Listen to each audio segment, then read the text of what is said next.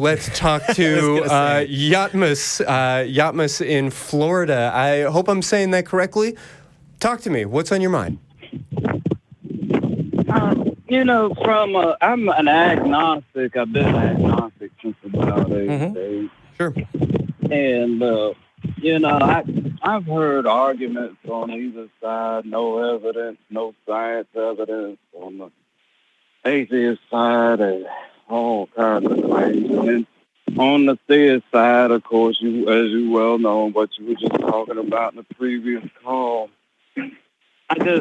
from my perspective, and I'll give you this analogy or metaphor. From my perspective, we're, as humans, we're in a position of an ant to a human. All right, Yetmas, I'd love to better understand you. I need you to help me out with the quality of your phone call there. If you need to sit still or maybe hold the phone closer to your voice, love you to walk me through these arguments, but I need to hear what you're saying a little more clearly. Yeah, we're getting a little bit of what sounds like wind in the background. And the death of a cyber bird there, that squeak, I think, is what that is. Okay. Oh, yeah. Oh, is that you? Can you hear me better now? Yeah. Can you hear me better now? Much more clear. Okay, I was outside. I took a walk to the local convenience store. But, see, from my perspective, us to God is the equivalent of an ant to us. Can an ant define us even? No. Can an ant maybe dimly perceive us, but they can't know the depths of what a human is.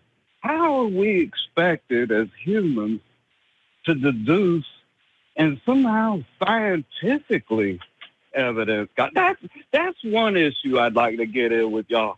How are we seeking evidence for God when we can't even map but 25% of our own ocean's floors with this inept science?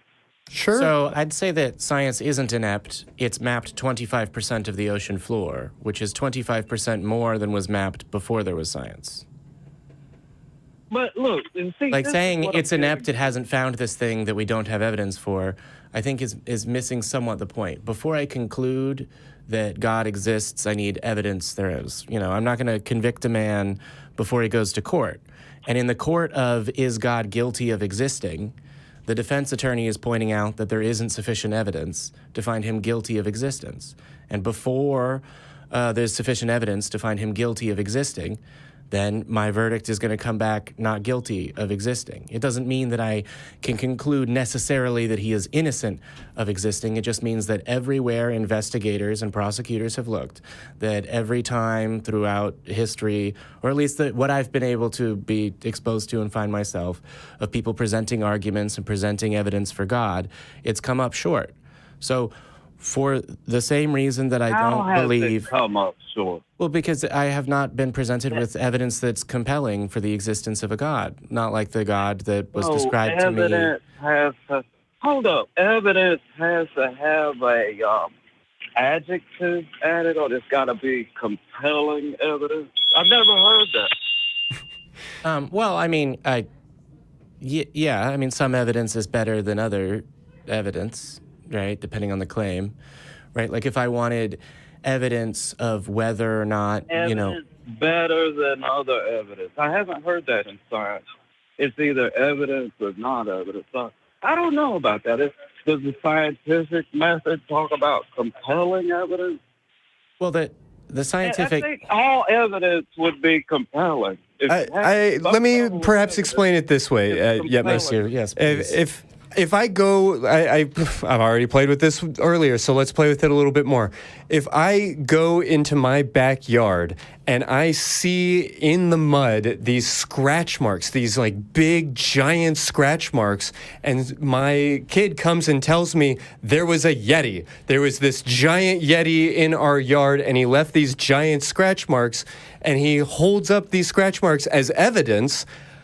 Sure. Okay. If there was a Yeti in my yard, perhaps these scratch marks are evidence that he was here.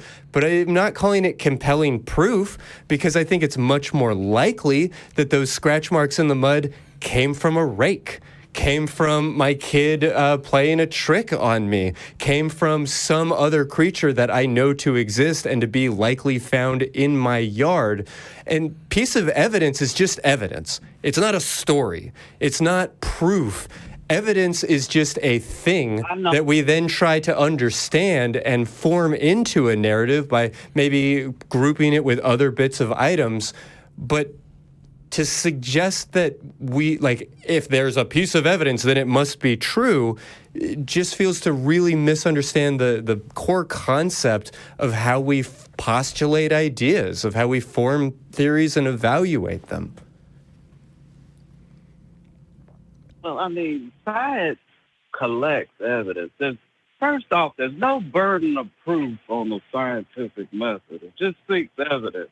The scientific method is all about proving or rather disproving null hypotheses.